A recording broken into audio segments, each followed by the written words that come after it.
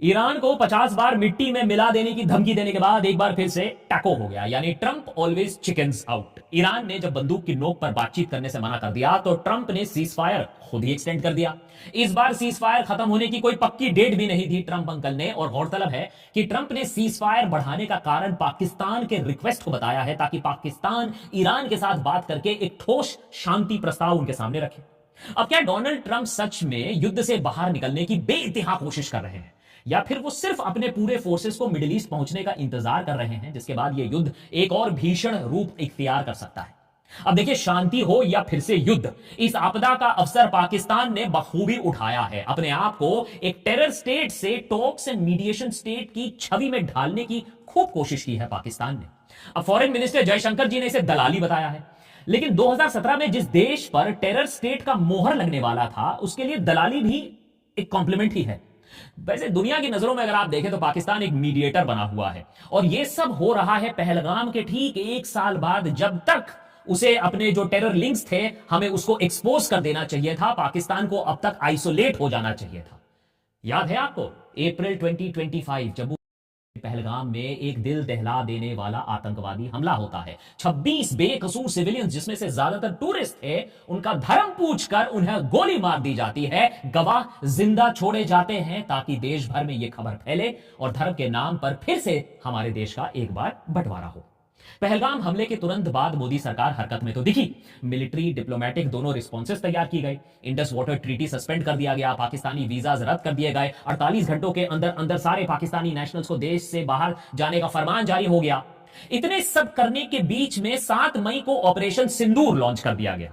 सिर्फ 23 मिनट के अंदर अंदर पाकिस्तान के 9 आतंकवादी ठिकानों को ध्वस्त कर दिया गया। मुरीदके में लश्कर तैयबा का हेडक्वार्टर्स हो या बहावलपुर में जैश ए मोहम्मद का ठिकाना हो, सब तहस नहस हो गए। पाकिस्तान के साइड से भी रिटेलिएशन हमने देखा। चाइना की रियल टाइम सैटेलाइट ट्रैकिंग की मदद से वो हमारे फाइटर्स पर हावी होते हैं। जवाबी कार्रवाई में इंडियन आर्मी ने नूर खां एयरबेस के समेत कई स्ट्रेटेजिक पाकिस्तानी मिलिट्री एसेट्स पर ब्रह्मोस बरसाए।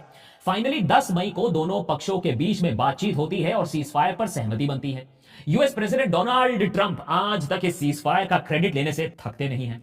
ऑपरेशन सिंदूर में हमारे फोर्सेस ने एक नई लक्ष्मण रेखा जरूर खींची। आतंक का जवाब हम उसी तरीके से देंगे जो पाकिस्तान समझता है। लेकिन ऑपरेशन सिंदूर के वक्त भी मोदी सरकार को एहसास हो गया कि भारत का साथ देने के लिए कोई खास देश खड़ा नहीं हुआ। पहलगाम आतंकी हमले की कड़ी निंदा तो सबने की, लेकिन किसी एक देश ने पाकिस्तान का नाम लेकर उसे क्रिटिसाइज नहीं किया, पाकिस्तान को टेरर लिंक सवाल नहीं पूछा। Pakistan deep state, Pakistan army के टेरर लिंक्स को एक्सपोज करने के लिए, इंटरनेशनल ओपिनियन को चेंज करने के लिए भारत सरकार ने फिर देश के सांसद और 70 से ज्यादा लीडर्स को 30 से ज्यादा देशों में भेजा। एजेंडा सिंपल था इस इंटरनेशनल कैंपेन का, दुनिया के सामने भारत का पक्ष रखा जाए, पाकिस्तान को इंटरनेशनली आइसोलेट किया जाए। लेकिन आज पहलगाम के एक साल बाद भी पाकिस्तान ग्लोबली आइसोलेट होने की जगह दुनिया के सबसे बड़े क्राइसिस का मीडिएटर बना फिर रहा है। एक ऐसा देश जिसे भारत सरकार सालों से टेरर स्टेट बता रहा है, एक्सपोज करने की कोशिश कर रहा है, आज वो टेरर टैग की जगह टॉक्स एंड पीस मीडिएशन के लिए जाना जा रहा है। आज अमेरिका और ईरान दोनों ही पाकिस्तान की मीडिएशन को एक्सेप्ट कर रहे हैं। दोनों पक्षों के बीच में बातचीत करवाने के लिए पाकिस्तान के प्राइम मिनिस्टर शहबाज शरीफ और आर्मी चीफ आसिम मुनीर को बार बार थैंक यू बोला जा रहा है। लेटेस्ट सीज फायर एक्सटेंशन करवाने का क्रेडिट भी पाकिस्तान ने बहुत जल्द ले भी लिया। अब आप इसे दलाली कह लीजिए, नेटवर्कर कह लीजिए, फिक्सर कह लीजिए, सवाल यह आखिर आता है कि यह सब हुआ कैसे। डोनाल्ड ट्रंप के पहले कार्यकाल के दौरान एक बाकायदा बिल लाया गया था यूएस कांग्रेस में, जिसे पाकिस्तान को टेरर स्टेट डिक्लेयर किया जा सके। ट्रंप ये वही प्रेसिडेंट है जिसने खुद 2 बिलियन से ज्यादा मिलिट्री एड जो पाकिस्तान को मिल रहा था उसे रोक दिया। आज वही डोनाल्ड ट्रंप अपने दूसरे कार्यकाल में पाकिस्तान के prime minister field marshal Munir को आए दिन व्हाइट हाउस में होस्ट कर रहे हैं, लंचे डिनरें चल रही हैं। आखिर यह सब हुआ कैसे?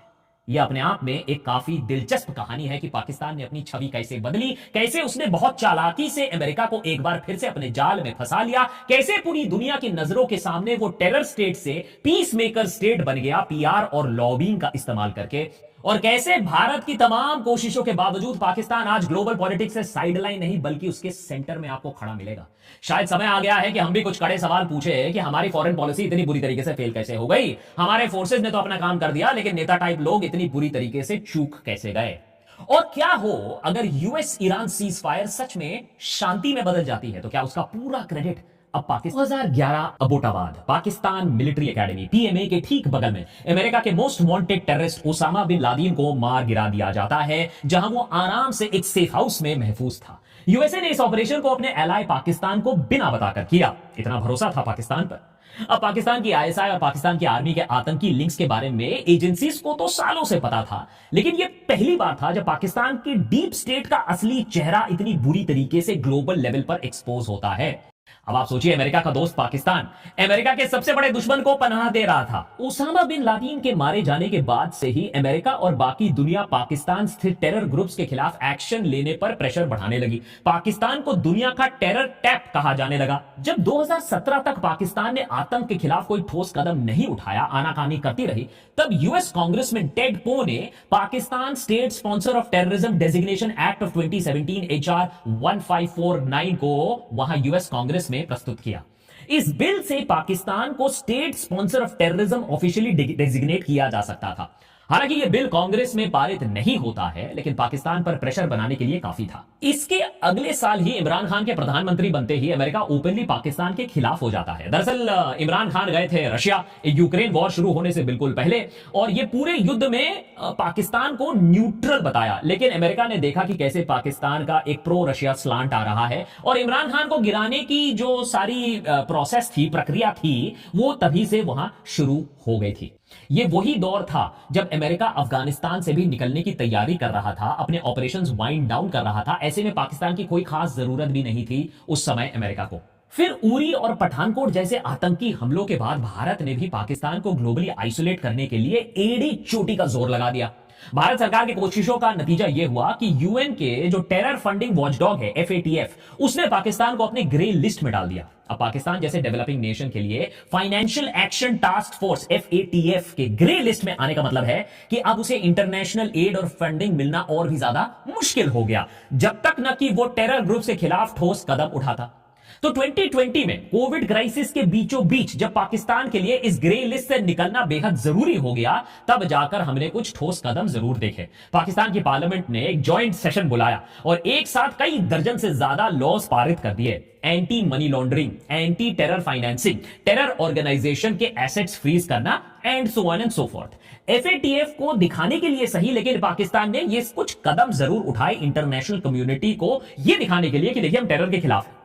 फिर 26/11 अटैक का मास्टरमाइंड लश्कर-ए-तैयबा का फाउंडर हाफिज सईद को भी पहले 5 साल और बाद में तो 70-80 साल के ज्यादा सजा सुना दी गई। हालांकि कुछ रिपोर्ट्स कहते हैं कि वो पाकिस्तान के जेल में नहीं सड़ रहा है, किसी मिलिट्री फैसिलिटी में चैन से आराम की जिंदगी निकाल रहा है। लेकिन FATF के ग्रे लिस्ट से निकलने के लिए पाकिस्तान को जो एक्शन दिखाना था वो उसने दिखा दिया, बनावटी ही से।